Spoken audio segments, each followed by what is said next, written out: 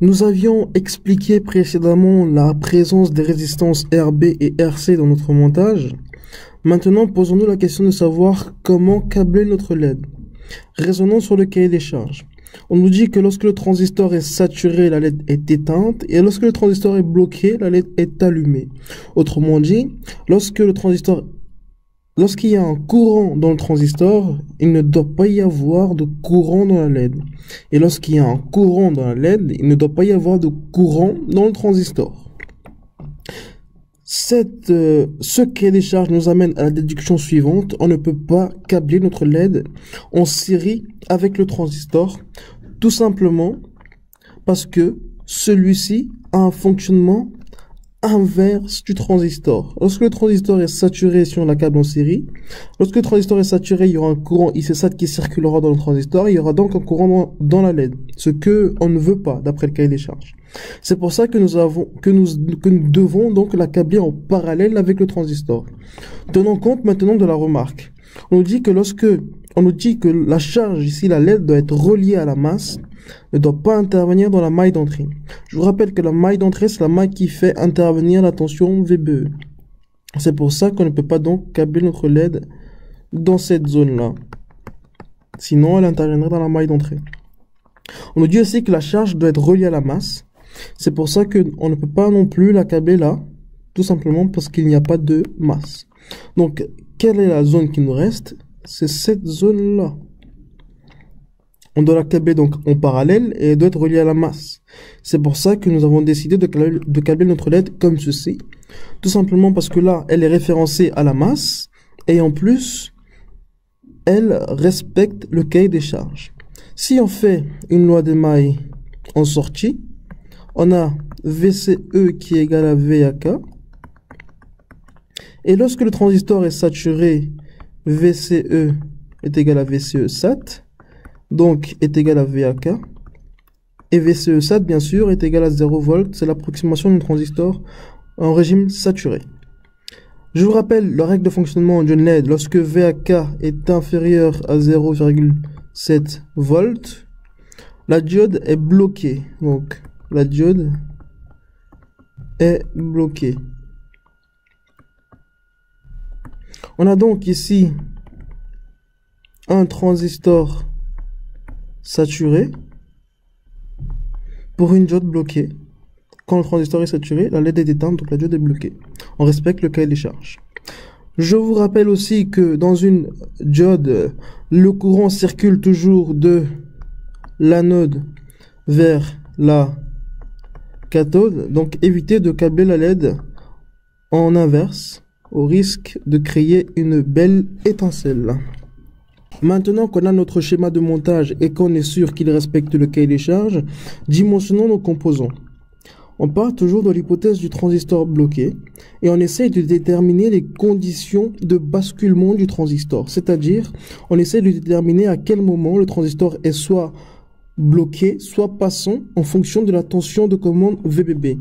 Pour ce faire, on fait toujours une maille d'entrée, donc la maille en verte. VBE plus RBIB moins VBB égale 0 volts. On a une hypothèse du transistor bloqué, donc le courant IB est nul. On a donc la tension aux bandes de la résistance qui est nulle.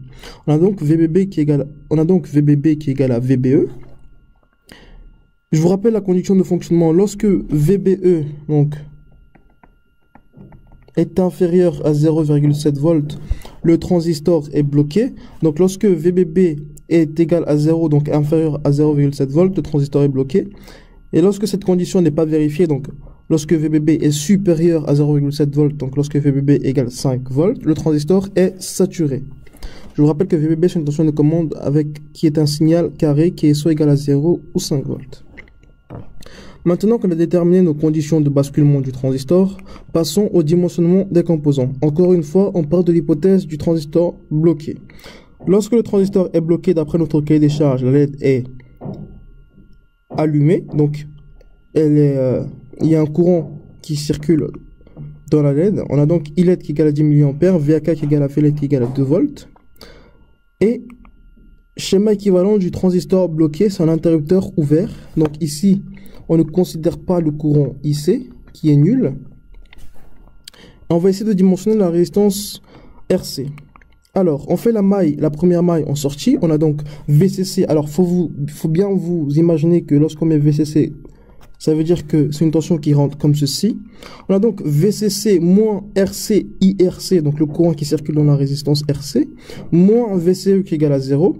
Comme IC est égal à 0, on a IRC qui est égal à ILED, car il faut vous représenter que, vu que ça, c'est un interrupteur ouvert, le courant circule comme ceci. On a donc IRC qui est égal à ILED. On a aussi, lorsqu'on fait la deuxième maille en grise, VAK qui est égal à VCE, donc VAK qui est égal à VCE qui est égal à VLED, car la diode est passante. Donc, on peut remplacer VCE ici par VLED et IRC ici par ILED. Si on déduit de la première maille de sortie l'expression de la résistance RC, on a donc VCC moins VCE, mais VCE ici était remplacé par VLED, divisé par IRC, mais IRC ici a été remplacé par ILED. On a donc 5, donc VCC moins 2 volts divisé par 10 mA, on trouve une résistance de 300 ohms. Dimensionnons maintenant la résistance RB. Alors réfléchissons. On n'a pas le courant IB. Donc on ne peut pas dimensionner la résistance RB. Pour avoir le courant IB, il faut savoir le courant IC. Vu qu'on va déterminer les courants, on part donc de l'hypothèse du transistor saturé. On a donc VCE qui est égal à 0 volts, IC qui est égal à IC sat. Et d'après notre cahier des charges, lorsque le transistor est saturé, la diode est bloquée. Donc, schéma équivalent à l'interrupteur ouvert. Donc, on ne considère pas cette partie-là du schéma. On considère que cette partie-là. Bien sûr, notre courant, du coup, circule comme ça. On a IC qui est égal à IC sat. Et donc, on va essayer de calculer IC sat. Il faut toujours, lorsqu'on passe en hypothèse du transistor saturé, recalculer IC sat. On refait donc notre maille de sortie. On a VCC moins RC IC sat moins VCE qui est égal à 0. On en déduit que IC sat est égal à VCC moins VCE divisé par RC. RC, on l'a calculé précédemment, c'était égal à 300 ohms. VCE, c'est égal à 0 car on est en hypothèse du transistor saturé. Et VCC, c'est égal à 5 volts. On a donc VCC, donc 5 divisé par 300, on trouve 16 mA. Maintenant qu'on a le courant IC sat, essayons de trouver le courant IB. Alors, on se rappelle de la condition pour rester en régime saturé. Donc, IB doit être supérieur à IC sat sur bêta fois K. Si on égalise cette inéquation, on a donc IB min qui est égal à IC sat fois K divisé par bêta. On a donc IB min qui est égal à 0,8 mA. IC sat, on l'a calculé précédemment. K et bêta, ce sont des données de l'énoncé. Dimensionnons maintenant notre résistance AB, maintenant qu'on connaît IB min, on fait la maille d'entrée, on a VBB moins RB, IB min moins VBE qui est égal à 0 volts, on a donc RB qui est égal à VBB moins VBE divisé par IB min, on trouve une résistance RB de 5375 ohms. Alors, je vous précise ici que cette tension est égale à 5 volts, tout simplement parce qu'on a déterminé précédemment que lorsque le transistor est saturé, VBB égale 5 volts. VBE ici est égal à 0,7 volts parce que le transistor est passant en régime saturé. Et IB min, on l'a calculé précédemment. Voilà. Passons maintenant à l'introduction aux travaux pratiques. Alors, en travaux pratiques, vous aurez essentiellement un composant qui ressemble à ça. Alors, ici, vous aurez une espèce d'un petit carré. La patte qui sera la plus proche de ce carré, ce sera l'émetteur. La patte au milieu, ce sera la base. Et par déduction, la patte qui reste, c'est le collecteur. Alors, pour savoir si vous travaillez soit avec un NPN, soit avec un PNP, vous cherchez cette annotation sur votre transistor.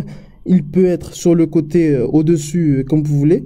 Si vous trouvez cette annotation, vous avez affaire à un NPN. Sinon, vous avez affaire, si vous trouvez...